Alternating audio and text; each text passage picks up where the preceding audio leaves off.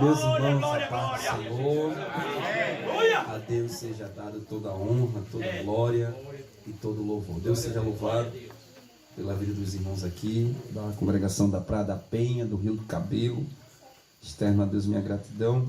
Louvo a Deus pela forma tão carinhosa que os irmãos têm recebido aqui. O meu pai, o pastor Lázaro, cuide dele, cuide da minha mãe. Não pôde estar aqui hoje por conta do trabalho dela, mas é um nato evangelista. Vocês vão gostar muito dele, ore por ele. E eu disse a ele que nós estamos aqui para cooperar. Estamos ali na congregação do Jardim Boa Vista 1, ali na Citex. Fui pastor ali no Renascer 1, ali na Assembleia de Deus, pastor Lieves. Eu já ouvi falar do meu nome ali. Eu fiz um trabalho ali na praça, fiz um sopão. E eu estou muito feliz de ver os irmãos aqui lá. Vocês são lá do Renascer 1, né? Mecânico. Deus abençoe vocês, o nosso pastor, viu? Depois eu vou levar o senhor lá no Boa Vista 1 para a gente incendiar lá também o Jardim Boa Vista 1. Aleluia. Deus seja louvado pela vida do nosso presbítero Caio, sua esposa, sua família, nosso irmão Zeca, né? Nossa irmã Magna, né? Deus abençoe, tá? Eu disse a ela que domingo, ao meu dia na CPAD, vou mandar uma saudação para os irmãos e para mim, para o pastor aqui lá do Distrito Mecânico. Deus em Cristo abençoe. Meus irmãos, Deus colocou uma palavra em meu coração e eu quero compartilhar com a igreja no Evangelho de Jesus Cristo, segundo escreveu São João, capítulo de número 2. São João, capítulo 2. As bodas em Caná, a água feita em vinho. A partir do verso 1, vamos ler alguns textos, alguns versos desse capítulo. E ao terceiro dia fizeram-se umas bodas em Caná da Galileia, e estava ali a mãe de Jesus. E foram também convidados Jesus e os seus discípulos para as bodas. E faltando o vinho, a mãe de Jesus lhe disse: não tem mais vinho. Disse-lhe Jesus: mulher, que tenho eu contigo? Ainda não é chegada a minha hora. Sua mãe disse aos empregados: fazei tudo o que ele vos disser. E estavam ali postas 6 talhas de pedra para a purificação dos judeus, e em cada uma cabia 2 ou 3 metratas. Disse-lhe Jesus: enchei de água essas talhas, e encheram até em cima.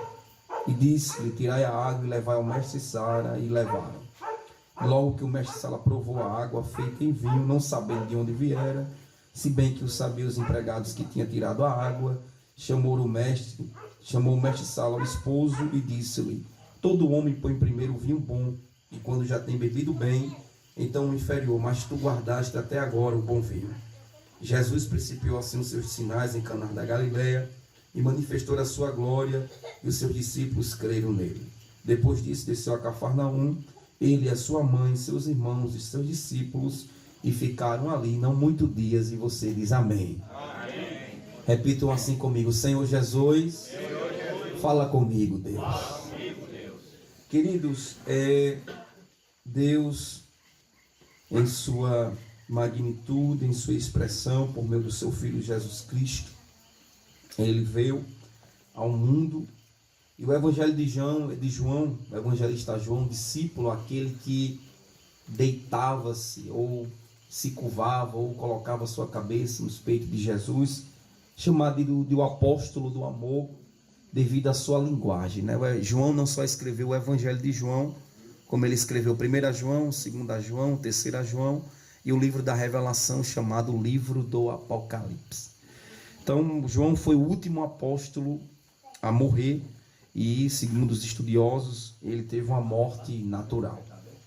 E no Evangelho de João, em todos os evangelhos, nós vamos perceber as características de cada evangelho. Mateus, Marcos, Lucas e João são os 4 evangelhos. No Evangelho de João, Jesus ele é apresentado como o Verbo de Deus que existiu desde a eternidade. No capítulo 1, nós vemos essa expressão quando o evangelista João escreve: no princípio era o Verbo, e o Verbo estava com Deus, e o Verbo era Deus. E ele estava no princípio com Deus, e todas as coisas foram feitas por ele, e sem ele nada do que foi feito se fez. E aí nós percebemos que Jesus Cristo, ele é absoluto, ele é eterno, ele é o Deus maravilhoso, descrito pelo profeta Isaías, ele vai dizer que ele era o Emanuel, Deus conosco. Ele é maravilhoso, conselheiro, Pai da eternidade, príncipe da paz. Nós vamos perceber que o autor, o próprio autor João, ele vai descrever como ele sendo o verbo de Deus, que existiu desde a eternidade com Deus, e que se fez um ser humano, mostrando assim o amor e a verdade de Deus. O autor diz que o propósito deste evangelho é fazer com que os leitores creiam que Jesus é o Messias, o Filho de Deus, e que por meio desta fé tenha a vida eterna. O texto áureo da Bíblia, eu posso assim dizer, é João 13,16. Todo cristão ele deve conhecer esse texto, porque ele é o texto áureo da Bíblia, porque Deus amou o mundo de tal maneira que deu seu Filho unigênito para que todo aquele que nele crê não pereça, mas tenha vida eterna. Então esse é o texto áureo da Bíblia, né? E na primeira parte do Evangelho, o autor trata principalmente dos milagres que Jesus fez, né? Do capítulo 1 até o capítulo 11, nós vamos ver sucessões de milagres feitas por Jesus. Eu vou já adentrar no capítulo 2, mas só para os irmãos entenderem o milagre, né? Em João capítulo 5, nós vemos o milagre da cura de um homem que estava ali no tanque de Betesda, né? Em João capítulo 11, vamos ver Deus, né, por meio de Jesus Cristo, ressuscitando Lázaro que estava morto. Em João capítulo 6, nós vamos perceber o milagre da multiplicação, né? Em João capítulo 4, nós vamos ver o milagre da salvação, quando Jesus ele tem um diálogo com a mulher samaritana. No capítulo 8, Jesus, de maneira extraordinária, ele salva uma mulher que era pecadora, que foi cometida em adultério. Olha para a multidão, para aqueles que estavam com as pedras e diz: aquele que não tem pecado, atire a primeira pedra. No capítulo 9, nós vamos perceber Jesus curando um cego de nascença, que causou uma revolução, porque todos que viam aquele homem cego, viam agora ele sendo curado por Jesus, né? E nós vamos perceber que no capítulo 12, nós vamos ver Marta, ela servindo a Jesus e adorando a ele. No capítulo 13, nós vamos perceber a lição de humildade de Jesus. Jesus, ele sempre foi humilde, irmãos, e ele ama a humildade. No capítulo 14, ele vai trazer uma promessa para a igreja, dizendo: não se turbe o vosso coração. Aleluia. Credes em Deus, credes também em mim, porque na casa do meu Pai há muitas moradas. E nós vamos ver em todo o capítulo, toda a ação de Cristo, até o último capítulo, a sua ressurreição, quando ele tem um encontro com Pedro, que era pescador, perito nesta área. Quando Jesus convida Pedro, diz: olha Pedro, a partir de agora tu serás pescadores de homens. Mas com a morte de Jesus e pelo fato dele ter negado a Cristo, a Bíblia vai dizer que ele decide largar a vida apostólica, o discipulado, e a Bíblia vai dizer que ele chama os outros discípulos, vai à praia, e a Bíblia vai dizer que o próprio Cristo aparece na praia e pergunta para Pedro: Pedro, tu me amas? Pedro disse: Senhor, tu sabes. Olha, irmãos, eu não vim entregar chave de carro para ninguém, nem de apartamento, mas eu vim dizer para você que há um Deus que sabe todas as coisas, está aqui entre nós nesta noite. Ele é a razão de nós estarmos aqui.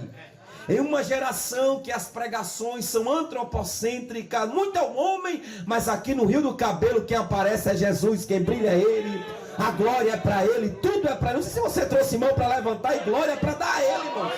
Mas Ele está aqui entre nós essa noite.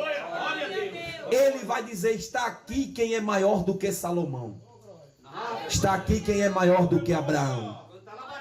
Ele é Jesus de Nazaré. Eu não sei se você crê nesta verdade, mas Ele está entre nós nesta noite. Glória a Deus.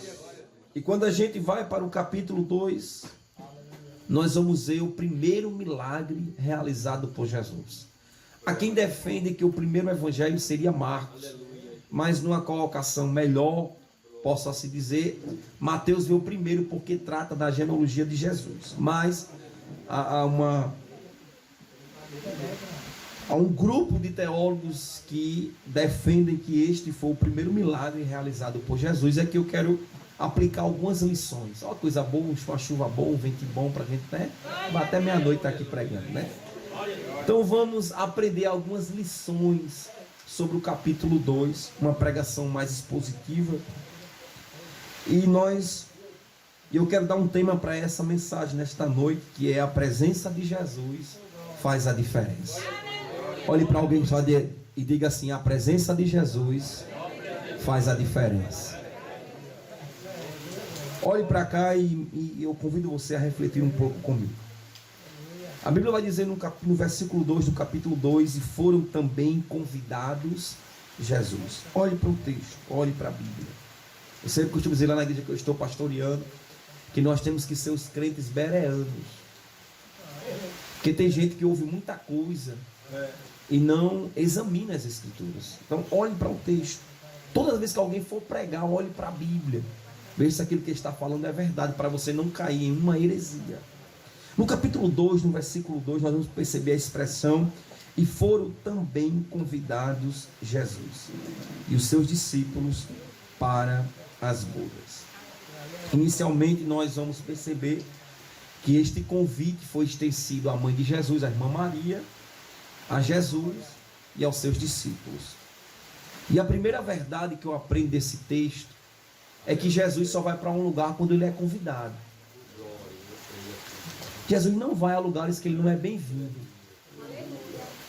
Jesus só vai a um lugar quando ele é convidado. Diferentemente do adversário que vem para matar, roubar e destruir, ele vem para dar vida e vida em abundância. Então a primeira verdade que eu aprendo do texto é que nós convidamos tantas pessoas para entrar em nossas vidas e esquecemos de convidar Jesus para entrar dentro da nossa casa.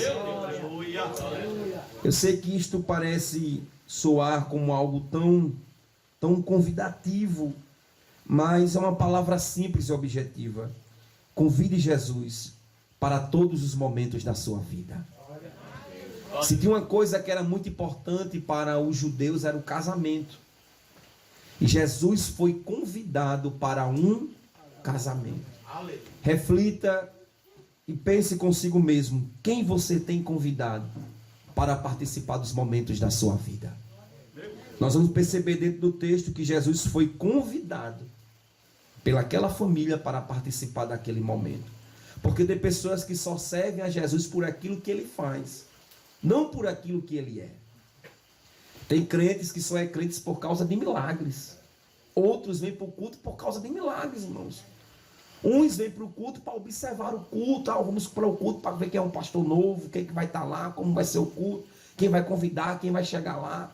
Vem aqueles que vêm para observar o culto, para colocar defeito no culto, na condução do culto. Infelizmente tem isso em nosso meio, irmãos. Mas tem aqueles que dizem: Jesus, vamos comigo para o culto? E aonde Jesus está não há tristeza, não há alegria. Aleluia. Aonde ele está não há morte, há vida nesta noite. Convide Jesus para entrar dentro da tua casa nesta noite. Convide ele para perto de você. É a primeira lição que eu aprendo com Jesus, é que ele só vai para um lugar quando ele é convidado. E nós vamos perceber que mais adiante, nós vamos perceber que no versículo 3, e faltando o vinho, a mãe de Jesus lhe disse: não tem vinho. A segunda verdade que eu aprendo: leve seus pedidos a Jesus, mas aceite com humildade a sua resposta. Porque nós somos uma geração que fomos criados com um sim sempre. Quando Deus diz não, aí não foi para mim aquilo não. Irmãos, a geração de hoje é uma geração que só quer ouvir o sim de Jesus. Olha, irmãos, quando a gente leva algo até Jesus, esteja pronto para receber também a resposta dele. Porque Jesus olha para a mãe dele e diz: mulher, o que eu tenho contigo ainda não é chegado à minha hora.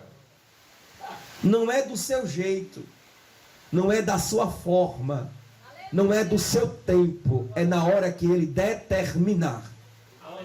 E eu louvo a Deus que nós estamos em um lugar onde a presença de Deus é real em nosso meio. E eu sei que muitas pessoas vieram com seus pedidos nesta noite. Eu vim como um profeta de Deus para dizer isso para você: você não voltará para casa de mão vazia nesta noite. Quantos recebem esta palavra? Leve seus pedidos a Jesus, mas aceite humildemente a sua resposta. E aí nós vamos ver que a irmã Maria, ela não questiona Jesus, ela não indaga Jesus, mas ela chama os empregados, verso 5, e diz: fazei tudo quanto ele vos disser. A terceira verdade: cultive um coração humilde e obediente. Olha, irmãos, ela sabia a quem perguntar, mas ela também sabia que ele poderia fazer o milagre. Ela chama os serviçais e diz: olha, tudo quanto ele mandar vocês fazer, façam. Eu não sei se você crê nesta palavra, mas há uma palavra direcionada de Deus para a tua casa nesta noite. Tudo quanto Deus vos disser para fazer, faça.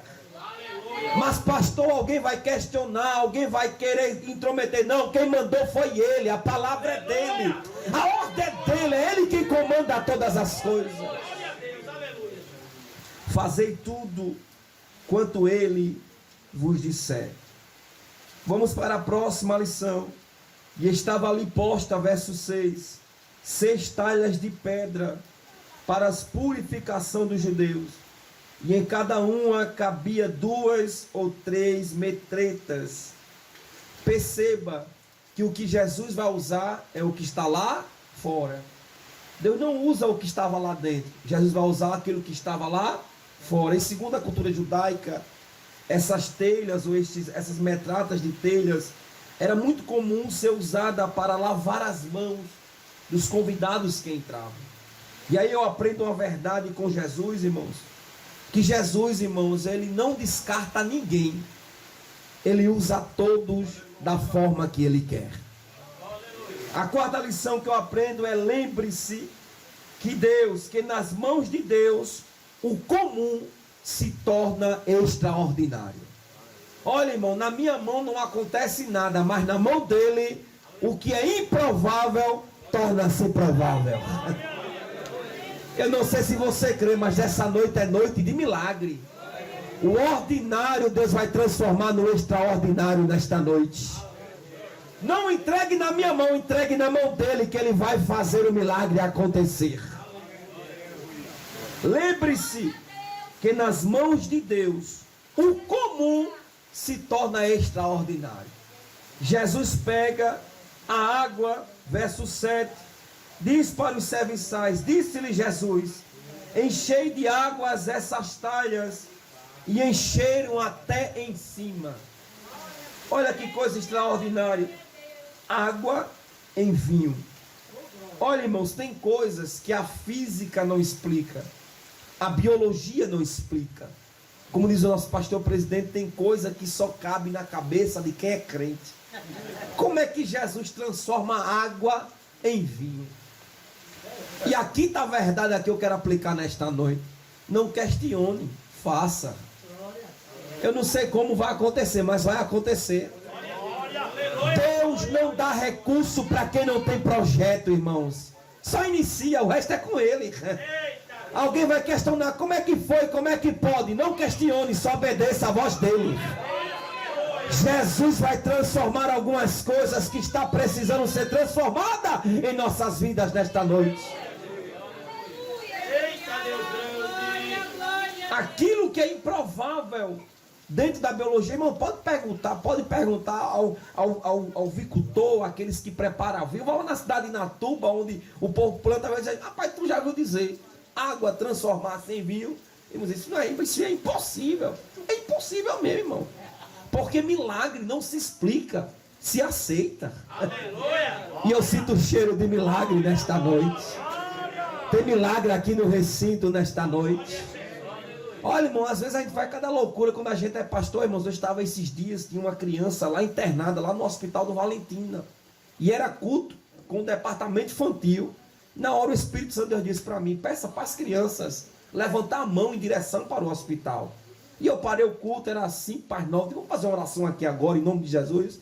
As crianças levantaram a mão, disse: olha, aponte para o hospital do Valentina. E apontaram para o hospital do Valentina. E enquanto a igreja estava orando, o médico estava dando alta para a criança. Aí quando foi na terça-feira, disse, pastor, eu quero apresentar a criança na igreja. Eu digo, irmão, Jesus faz milagre, irmãos. Deus vai transformar o ordinário em extraordinário nesta noite. Perceba, para nós caminharmos para o fim, verso de número 11. Jesus principiou assim os seus sinais em Caná da Galileia e manifestou a sua glória, e os seus discípulos creram nele. O milagre vai acontecer, não é para a sua glória, é para a glória dele.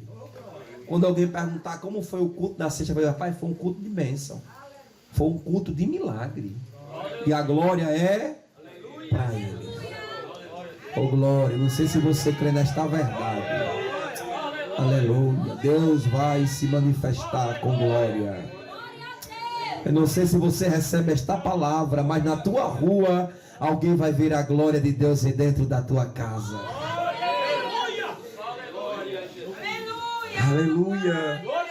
Aleluia, manifestou a sua glória. Verso número 12. Depois disso, desceu a Cafarnaum, ele e sua mãe, seus discípulos, e ficaram ali não muitos dias. E aqui eu caminho para o fim, irmãos, dizendo para vocês aquilo que Jesus vai dizer. Ele olha para todo aquele cenário, e eu aprendo uma grande verdade no versículo 10, que eu pulei o versículo 11. Olha o que vai dizer no versículo 10. E disse-lhe, todo homem põe primeiro o vinho bom, e quando já tem bebido bem, então o inferior. Mas tu guardaste até agora o bom vinho. O mestre Sala está tendo uma conversa com o rapaz que tinha promovido o casamento. E eu aprendo uma grande verdade aqui nesse texto, nesse verso 10. É que aonde o Senhor entra, Ele traz bênção. A ponto o mestre Sala não entender. Porque, irmãos, a lógica de Deus é diferente da humana. O homem trabalha no campo da possibilidade. Jesus trabalha no campo da impossibilidade. Às vezes a gente lê esse texto e a gente não vê a entonação profética que é. Lucas 1,37. Porque para Deus nada é impossível. Não há nada impossível aos olhos de Deus nesta noite. Aleluia. Alguém vai ficar confundido, sem entender, sem compreender. Mas o milagre já está acontecendo agora, em nome de Jesus. Aleluia. E nós aprendemos, irmãos, que o versículo de número 11, que eu já li o texto, a intenção do milagre não é favorecer apenas o recebedor. A intenção do milagre também aqui era fortalecer a fé dos discípulos. Olha a última parte do texto. E os seus discípulos creram nele. Olha, irmãos, eu costumo sempre dizer, irmãos, que a fé, ela não é um termômetro. Ninguém pode medir a fé de ninguém. Mas nesta noite Deus te trouxe aqui para dizer para você: creia, acredite, confie. Aleluia. Deus está fortalecendo a tua fé nesta noite. Caminha, jubila, regozija-se nele. Ah, pregador, o senhor não sabe o que eu estou enfrentando, o que eu estou passando. Descansa o teu coração. O teu trabalho não é questionar, mas é descansar nele. Aleluia. Parece que eu estou vendo, irmãos, o processo dói, mas o resultado já está garantido nesta noite. É milagre, é milagre, é milagre, é milagre. Se você crê nesta verdade, abre a tua boca e glorifica aí. Eita glória. Tem dia, meu amado, que a nossa fé está bem, sabe, daquele jeito, né? Mas nessa noite Jesus está dizendo: sou eu que fortaleço a tua fé. Eita glória. Tu não entregou na minha mão, então descansa. Olha, irmão, prepara o culto de ação e graça, porque vai ter culto na tua casa. Oh, Espíritos, há uma graça muito forte aqui de Deus nesse ambiente, irmãos. Todo avivamento é produzido pela palavra. E nessa noite, recebe a alegria do Espírito Santo. Isso. Pode entregar. pegar, irmãos. Aqui não tem isso não, irmãos. Hoje é noite de alegria. Irmãos, se alegre. Acredite no Deus que faz milagre nessa noite. Camasse, que remasse. Coi, ela bacalamasse. O que é este problema para o teu Deus nesta noite? Aleluia, Deus. Aleluia. Aleluia. Aleluia. Aleluia. Aleluia. Aleluia. Aleluia. Olha Jesus quebrando as muralhas. Olha dissipando o reino das trevas. Tu não pediu para Deus falar com Deus, para te descansa. Eu já estou produzindo um milagre no mundo espiritual, irmãos. Uma ação muito forte. Do alamasse, camasse. No mundo espiritual, Jesus está intervindo nesta noite, entrando dentro da tua casa, desfazendo os embaraços e dizendo para ti: te alegra nesta noite, minha filha. Aleluia. Aleluia. Se você pode, adore a Ele. Se você acredita, glorifique a Ele. Receba alegria nesta noite e volta a sorrir de novo, irmão. Levanta a cabeça, sacoda a poeira, dá a volta por cima. Jesus está no comando, Ele vai na frente, guerreando as nossas causas. Aleluia. Glória a Deus. E a glória do Senhor será manifestada. Aleluia. Pastor, o que é que eu tenho que fazer? Só faça o que Ele lhe disse para fazer. E com Ele, deixa o resto com Ele. Se alguém estiver achando ruim, pega uma escada, suba até no céu e pergunte para Ele. Mas aquilo que Ele vai fazer, vai ser feito. Aleluia. Parece que eu estou vendo até os convidados sem entender o que é que está acontecendo aqui. Rapaz, o melhor viu. Irmãos. Porque Jesus sempre tem o que é bom para nós. Eita glória. E aqui eu finalizo, irmãos, a pregação nesta noite. Vinho no original significa alegria. Se tem uma coisa que o adversário quer roubar de nós, é a nossa alegria. Ele quer ver a gente triste. Ele quer ver a gente depressivo dentro de um quarto, com medo. Pensando que o inimigo está satisfeito com esse movimento aqui? Rapaz, esse povo é doido, rapaz. Uma chuva dessa. Ele quer roubar de você a sua alegria. Mas nessa noite tem tanto vinho para você levar para casa. Receba alegria nesta noite. Receba alegria nesta noite. A depressão não vai te pegar, a ansiedade, o medo nesta noite. Hoje é noite de nós atiçarmos a nossa alegria. Porque, irmãos, para o judeu, a ausência de vinho trazia para o casamento uma maldição. Mas Jesus estava na festa. E aonde Jesus está não há tristeza. É por isso que o salmista... Irmão, eu sou pregador de Bíblia, irmão. Por isso que o salmista vai dizer: na presença de Deus há fartura de alegria. Aleluia. Aleluia. Na presença de Deus há fartura de... E até os íntimos é dele, irmão. Tem que ir para que esse negócio, irmão. Não coloca a mão não, irmão. Deixa Jesus trabalhar. Jesus usa até os íntimos para confundir, irmãos, algumas pessoas por aí. Mas nessa noite a fartura de alegria de Deus para nós. Quantos recebem esta palavra? Em nome de Jesus.